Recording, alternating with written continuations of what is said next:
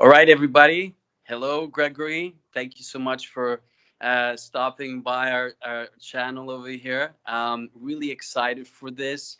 For those of you who don't know, which I'm sure you do, most of you, because you're quite infamous on YouTube, you've been in Good the work. investment world for several decades now.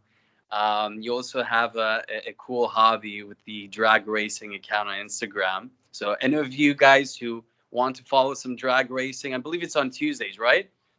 I put the Tech Tuesdays out. Yeah, Yeah. Tech Tuesdays on. Check it out on Instagram, and subscribe to Gregory's YouTube channel.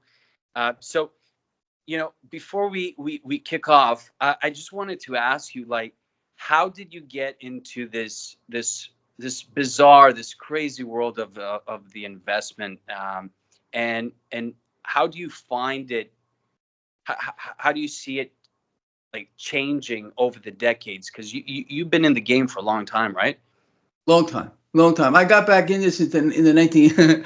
I'm old, man. I got into You this look back great though. in the 80s. I started to take the late 80s really started to take an interest up in this whole thing. You know what it is with me, man?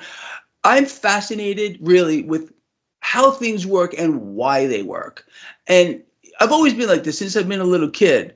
Yeah. And with the market and trying to understand it, keeping on top of the dynamics that are in play, I find it a challenge. And I like to be challenged.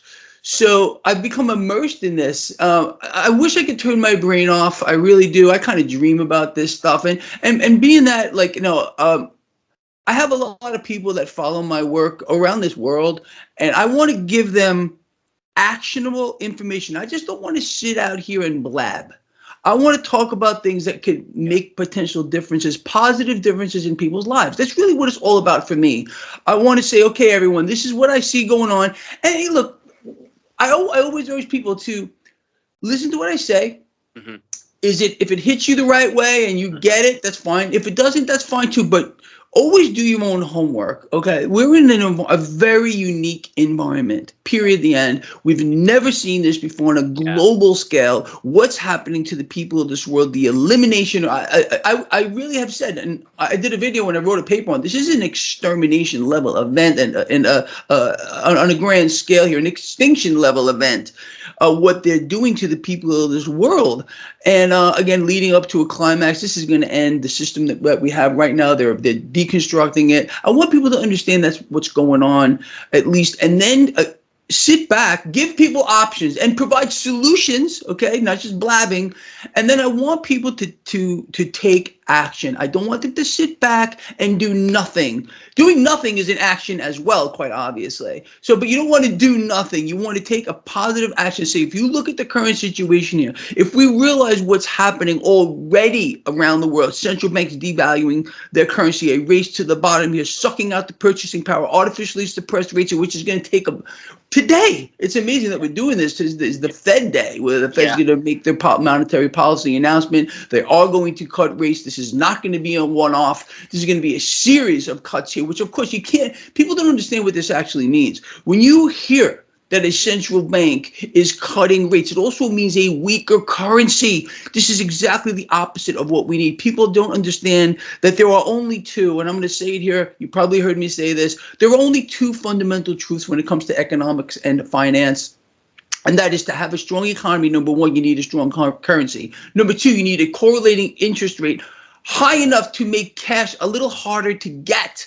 And that boosts the economy. People are being sold a lie here. The lie is we need lower rates. We already have near historic rates around the world. We see what's going on to the global economy. The truth is we do not need this, but that's what we're being fist fed. We're being sold a lie. Imagine our shock. Imagine your shock. Imagine your fans' shock that we're being sold another lie. You got to be kidding me. But this is what people are buying. They're believing it, and they're being led to the slaughter by puppets who they believe in, and these puppets are destroying them, and they don't see it. They've been blinded. Terrible thing to see. Yeah. No, and thank you for that, because I remember, so just a little bit of background myself. I'm new to finance. I've been in the space for 3 years, actively trading. But just before COVID, I had this epiphany, because I always saw central banking as the epicenter of global disease. I always noticed Dude, that that. is that. Hold on, hold that thought. That is one of the most beautiful things I've ever heard. I've never heard that before. The epicenter of global disease. They are. They're a curse. Central Yeah, banking is a curse upon the earth. What you just said is absolutely brilliant. Go ahead. I'm sorry. yeah, no, I agree. And you know, I noticed in October 2023 on the charts, uh, while we were in this higher interest rate ecosystem, I was noticing the M2 supply was going up, right? And I think that was around the period where we were hearing the collapse of some of these regional banks, the Silver, I think it was a Silvergate, Silver Bank in There were a few California, of them and for then sure, a and few they're others. not done. Wait Yeah, to see. Yeah. and we saw the money supply increasing. I was like, okay, this is, and over the last few months I've noticed it's like tens and tens of billions of dollars, right, going to the banks, I assume the commercial banks. So my question to you is, did you ever believe in this rate cycle? Did you ever believe that Powell was intending to bring a paradigm shift in the banking? Did you ever believe that perhaps this is the moment where somebody wants to maintain the sovereign, the economy strong with a strong currency? Did you ever feel that perhaps there's a change of dynamics here, a change of direction? There might be some hope. Did you ever feel that? What I see is unfortunately a consolidation of power. I believe, going back to the banks that you just brought up, I believe we're going to see a waves of failures moving forward here, where the larger institutions are going to, what they always do, what they did during the regional bank meltdown as of, what was it, about 2 years ago now? I can't even remember anyway. I said right before that happened, I don't know how long you've been following my work, I said, we have a big problem here. No deposits, no loans, and no deals. It's too obvious. All right. And of course, it's going to hit the smaller institutions first. The larger institutions are in the same boat, but they do have a main line to the Federal Reserve. Yeah. Did you hear that? Weird noise. Anyway, maybe they're listening to us. Anyway, Hey. so unfortunately, what I see is a consolidation of power. We're going to see, again, the financial system suffer a lot more. The people, unfortunately, on the back of that suffer Right. more moving forward. It's just what they're doing on purpose. And look, man, we the people do have an opportunity to turn this around, honestly. But there's so many people. What they're doing here is a crime. They are creating dependency on the system. So when they roll out the new one, people again they're gonna beg. They want us to beg for something here. Again, the world is not run. I've been telling people this for years. I mean, for a decade. It's not presidents, kings, queens, monarchs, or dictators here. It's clear these are the central banks who have full control. They control the monetary system. They control the economies of the world, the markets, the financial system as a whole. And they're not going to stop. Their one product is debt. That's their single power. It's also their Achilles heel. If we were able to prevent the mechanism of them creating all this debt, we could take the system back. It's really that simple. But we have no one world leader who is willing to help we the people here. They're all in on it, in my opinion, especially here in the United States. We got the two presidential selectees on the same boat as the Fed. They're saying, okay, we need lower rates. You can't make this stuff up, which of course means a weaker currency. You can't. I mean, it's like it's so in our face what they're trying to do here, and this is a phenomenon around the world. Unfortunately. And I've been telling people this for years, man. There's a natural selection process going on, and those of us that understand the system, what's going on, the flow of cash through the markets, are going to have the best opportunities here to make the system work for us. At the same time, here survive. I think we're going to face a worst case scenario. I can't see possibly a way out of it. They're inflating us to death. Going, look, just as you just brought up here, the global money supply is ballooning as the economies are contracting. And then it's a vicious cycle too, because just think about it. Central banks here are weakening the currency. What does that mean? So now they have to create more currency, which is what they want to do, obviously, now to buy the same amount of goods. And people don't understand, and they're being lied to and deceived yet again. The blame game here in the United States. Oh, it's Biden's fault. It's Trump's fault. Inflation. Monetary policy is not run by presidents. They don't have a printing press. Okay, it's run by the central banks. But this is this is how stupid they think people are. People are not that stupid. You know, listening to you just talk right now, you're an intelligent guy. That means your followers are an intelligent group of people. And, you know, that, again, it's kind of a double-edged sword. People who can't understand this stuff, so what they do is they tune out. And that's unfortunate. But again, going back to the natural selection process, people who have a functioning brain, who are able to see just the basic concepts of what's happening, we have the best chance of making it through here, man. Yeah. Yeah. And I see there's been a great awareness as of late as to what is happening, what is the end game. And for years, you've been mentioning what is the end game, and central banks being the lender and the buyer of last resort, you know, owning up all the debt, monetizing that.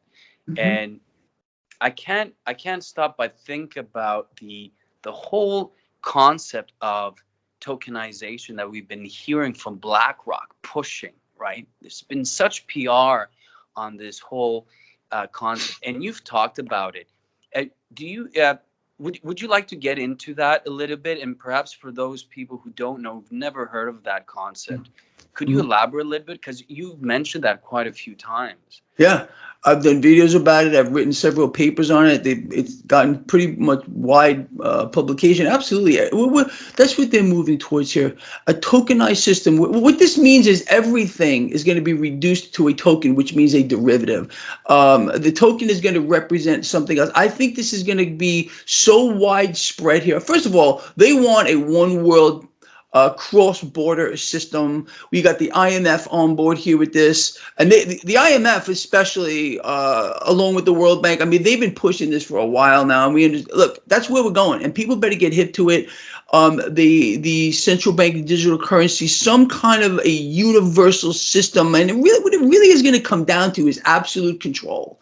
I mean, that's really what this is all about. They want to trace and track every single thing that we do, every single dime that we spend, where we are. We're already one world pretty much under surveillance here.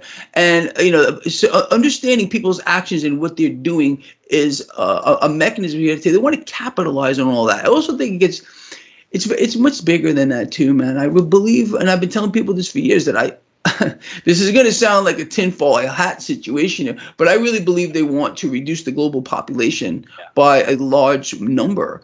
Again, to extort control. What we're seeing here again is a mechanism to destroy the middle class, pushing these people down to the lower rung of society. Something I said was going to happen many years ago. It's in our face right now. Everyone knows it's happening. Everybody knows it. But this tokenized system is where we're going. There is no doubt about it.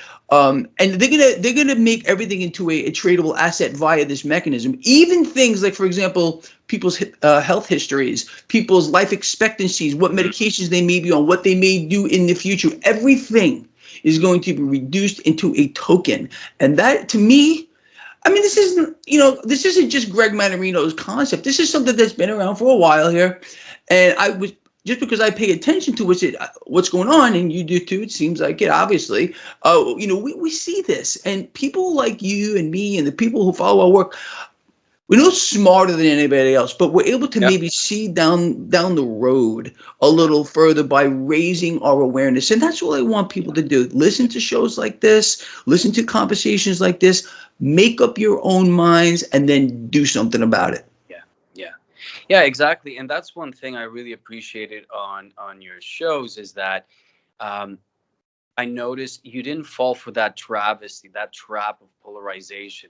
Because, this space is so interesting, but you do find that you have that strong core of Trump supporters that revere him as somebody who's going to pull us out of this new world order, this globalization, and they forget that the devil is in the details, right? Like, let's look, for example, when Trump he took office, the people he put in as advisors. I mean, he had many advisors. Some of them, I believe, worked back with Reagan too. But I noticed some of them were from Goldman Sachs. They were henchmen of Goldman Sachs. So talk about draining the swamp. Like the Treasury, the Secretary of Treasury, and also one of the counsels of Trump were straight from Goldman Sachs. So Mm-hmm. you get a transfer from the same institutions that created this whole distortion in Wall Street, right? Who are responsible for a lot of this mess. So, you know, the polarization in the U.S. is it's phenomenal. Like I'm in Canada, right? I'm in Toronto, so we're close. So we always get the echoes of what's happening in the U.S. And one thing I wanted you to, if you could expand on, is that back on the depopulation, because I think that's very interesting. You know, we've heard Kamala, much like Bill Gates, mention that the population will be reduced through medical treatments, vaccines, yada, yada, yada. You know, and then you think about, okay, what did Trump do? Wasn't he responsible for the Operation Warp Speed, right? So then you put two You're on and the two right. together. You're absolutely on the right track, and I love the way that you're thinking here, man. It's exactly what I'm talking about. People don't understand who their enemies are. They put their faith in the wrong place, and unfortunately, if you look back on history, it leads to their own destruction. The divide and conquer mechanism has been used since time immemorial. Yes, indeed, absolutely. We got to be very careful about what we say with regard to these things, because I don't know if you know this. I just had one of my videos pulled off of Yeah, YouTube, talking about some of these concepts here. But you know, I think people that follow our work are very well aware of the things that you say, and I wish we could talk more about this. But you're on track. You're absolutely right. Operation Warp Speed. This created a whole ripple effect here, and I don't even want to talk about where that's going here. There's no doubt in my mind that these. I look. I've gone as far as to say that neither of these characters, Trump or Kamala, they're not even human. They don't have a human quality at all. They right now what they're doing is angling themselves directly with what the Fed wants to do. And I think most people that follow our work, at least I know on my own, I'm not overly familiar with yours, but I will be. Like I said, we're going to start doing more of these. But before we did the talk here, I think, unfortunately, that people don't see what's going on, that these, from at least from a financial standpoint, which is the backbone of this entire thing. You got Trump and Kamala saying the same things. And with regard to the population issue, absolutely, the devil's in the details here. They're killing us, man. They want us dead. I've been telling people this literally. Now, again, I gotta be careful. I don't want you to have this deplatformed or anything here.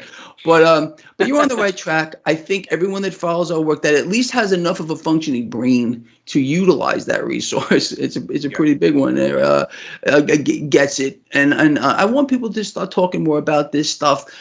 In the comments, is that's really where it should be, and I'm asking people, if you're listening to this talk we're having, talk about these things in the comments. They won't pull the video from that, but if we start doing that, that's when it could end up being a problem. But like I said, I think people get where we're going.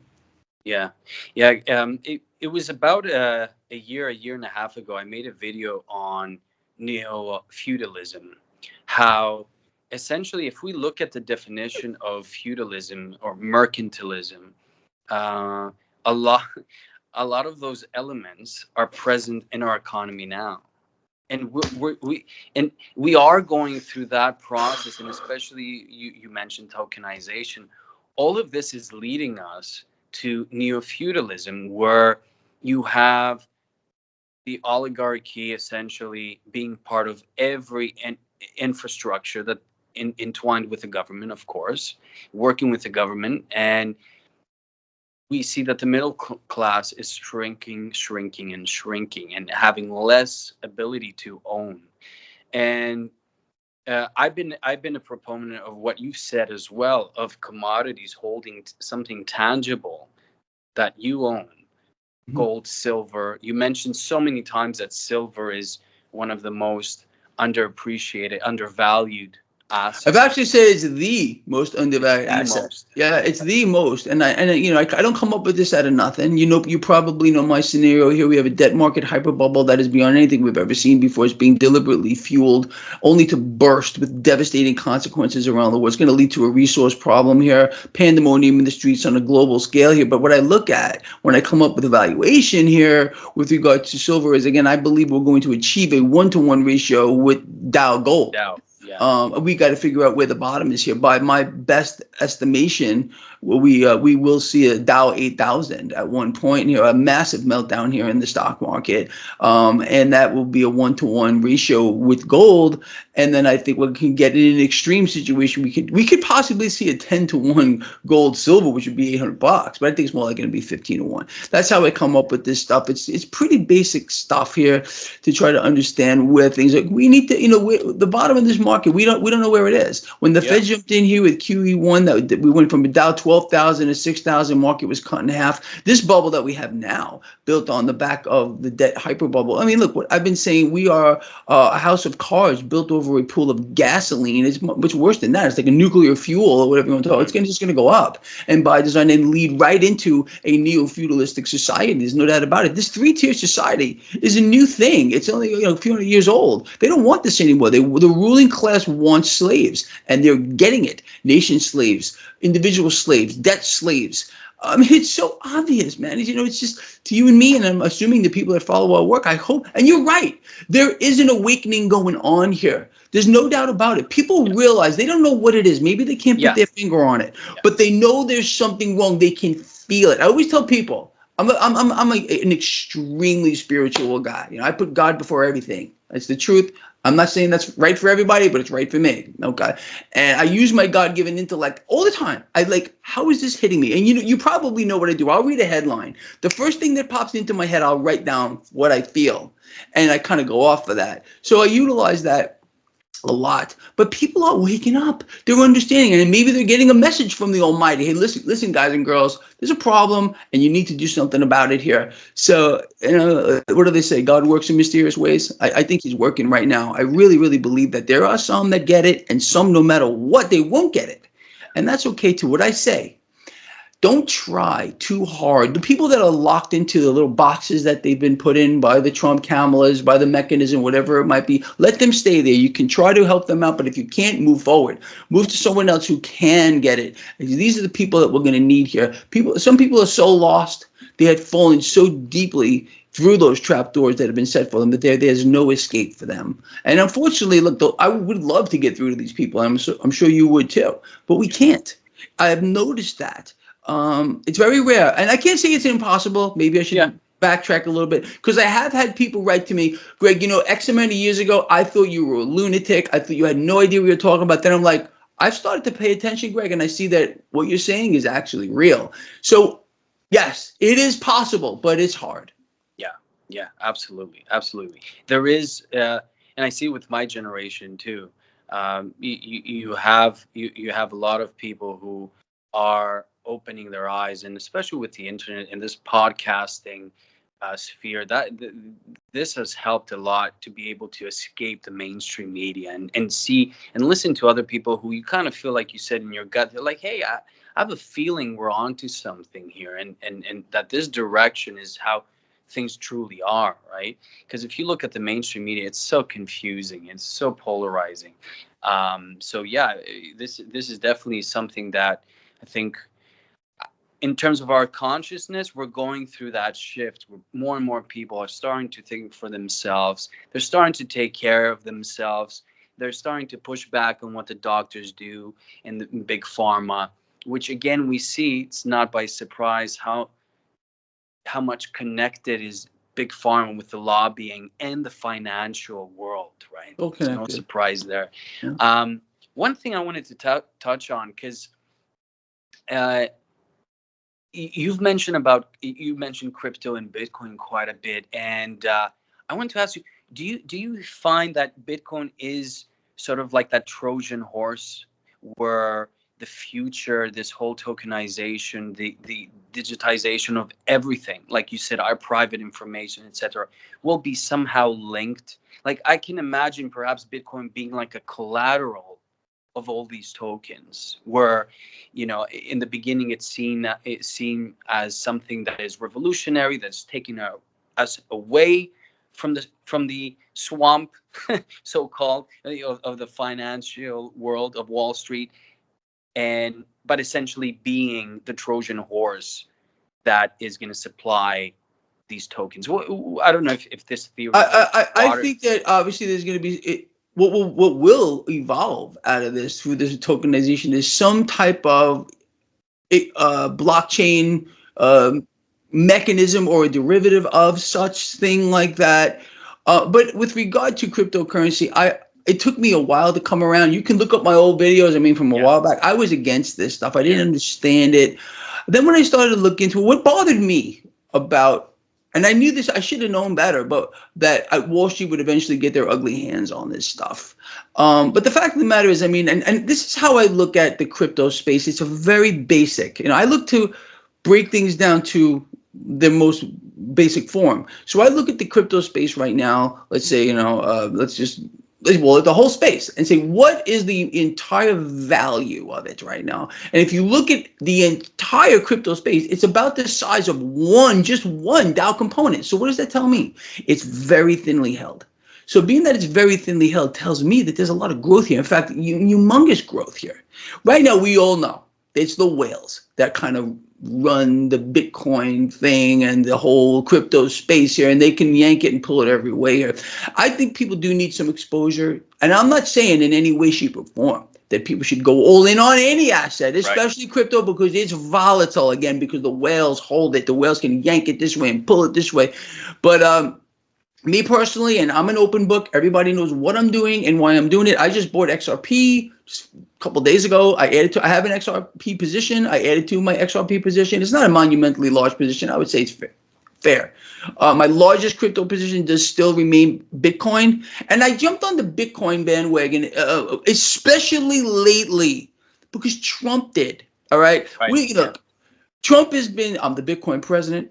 I'm the crypto president. I'm going to make the United States the crypto capital of the world. He just came out with this new thing with his sons, this new business here, a crypto banking system where people can borrow and lend on the platform. Everyone was hoping for a gold-backed crypto. I knew it wasn't going to happen. He will not allow central banks to have to deal with that again. That would have been a positive, but obviously not. It looks like the more I look into this business that Trump is trying to put together with his son Barron as the crypto visionary, actually in the white paper, his son Barron is listed as the crypto visionary. You can't make it up, in my view. I don't know anything about the guy. Maybe he's the most greatest mind in the history of the world with regard to cryptocurrency. And Trump's title is chief crypto advocate. But anyway, I don't see any value there in the company. Just like I warned people with regard to DJT stock. I don't know if you saw that since day one. I told people to run. And it's cratering this morning again. It's a $9 stock. Everyone knows that. All you got to do is a little basic. Use any, and I really mean this, any valuation metric you want to use. It's at best it's a $9 stock. Unless Trump is selected, it's going to hit $9 or lower. If he is selected, I would expect the DJT to take off, no doubt about it. But you got to be willing to take that risk. Those people who are involved in it, and a lot of people are, especially when Trump said to buy it. This was an $80 stock early in the year. Subsequently, when it hit $40, Trump told his people to buy it, and it went from 40 to 16 bucks, dude. I mean, people got decimated, and I only bring this stuff up because people don't understand what it's like to be me. When I sit in that chair there, and I told people not to do it, people reach out to me, say, Greg, listen, I got myself in a lot of trouble here. I did buy the stock at 40. I lost half my investment. What do I do? And I can't tell people what to do. So what I say is, look, in my opinion, it's a $9 stock. I'll lay out my case for it. Now I'll say, you do what you want. You know what I mean? Look, in investing, we take risk. That's what we do. Whether it's in cryptocurrency, whether it's in any asset class, there's risk involved, obviously. And I feel very bad that and then what happened just Friday the 13th, I think it was, Trump had said, I'm not going to sell my stake in the company. And the stock went from $16 to $21. And now it's down to under 16 again. Was it a pump and dump? I don't know. I don't trust it. Trump is saying that he's not going to sell his stake. But if he were to, I mean, the stock will go to below 9. There's no doubt about it. Here's my take on it. And look, I hate talking more about this stuff, but I feel like I have a responsibility to keep people in the know. Let me just say this. If Trump is not selected, you can expect DJT to fall through the floor. So you do what you want to do, people here. With this information, I'm not telling you what to do. Do your own information, do your own research on this, but be very, very careful. You're trading on emotion or something that, if you're willing to take that risk, and you understand the risk, That's fine. If you have cash to burn, good.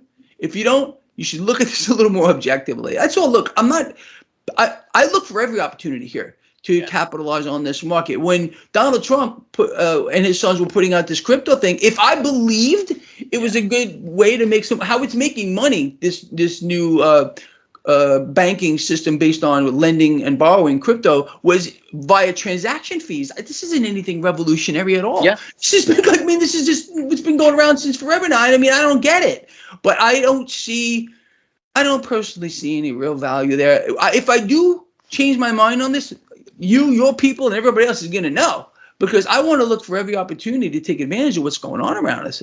Period. The end. So anyway, that's my take on it. Yeah, it acts like a meme stock. I mean, it is a meme stock, bro.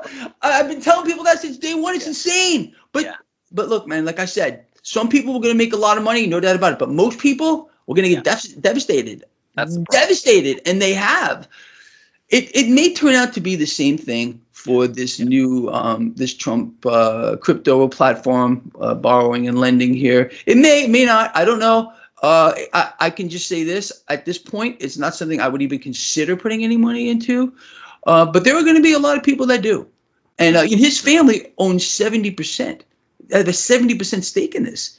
That is very interesting in my view. But okay, whatever. I'm going to stop. Yeah.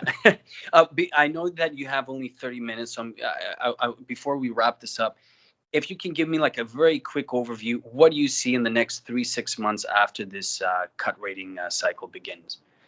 Unfortunately, we're going to see exactly what we can expect. That is much more debt. The artificially suppressed rates mechanism and the weaker dollar will more than likely, at least for look, until we see that my MMRI, right? I was just going to mention that before we close. We're keeping our eye on that, because this whole thing, the stock market, is a derivative of everything derives value from debt market action here. Until we start to see the MMRI spike, I think the market's going to go higher. We should see some volatility today after the Fed announcement. This is about 2 p.m. today. I'm very excited to see what's happening. I've been telling my lions to hold their fire. We've been buying every dip that's comes along. You probably know, for years, and it's paid off. And me today, I'm ready to pull the trigger. I would be adding to, like I said, I'm an open book. I will be personally, and I am not telling anyone else to do this, so please, I want people to understand that. But what I will personally be doing is adding to my position in JEPQ. This pays a nice monthly dividend, nice cash flow here. I think there's a lot of growth here, and the dividend is very sweet, man. It's pretty nice. Anyway, that's where we're going here, people. Awesome. So unfortunately, take advantage of what's going on here. You can expect massive currency devaluation, other central banks to get on board here. Artificially suppressed rates, which means what? More asset price distortions, like you can't believe, moving for higher real estate prices, no doubt about it. Artificially suppressed rates is gonna inflate real estate prices. I mean, it's a no-brainer here. So commodities are the way to be. Obviously, taking advantage of everything we can along the way. I don't know another way to put all this. Mm-hmm. Awesome. Thanks so much for this. I know you have half an hour, so I wanted to wrap this up. This was our first podcast for our channel here, so I was super pumped for this, and what a way to start this with you, Gregory. I appreciate it so much. Everybody, subscribe to Gregory Mannarino's YouTube channel. If you enjoyed this, please like, comment, subscribe. We want to hear what you have to say, and hopefully we can do this regularly. I enjoyed our discussion together. All the best, and our eyes will be peeled at 2 p.m. Yes, they will. Thank you, man. I appreciate it. I appreciate you. Okay, you have a good day. Thank you. Bye. You too.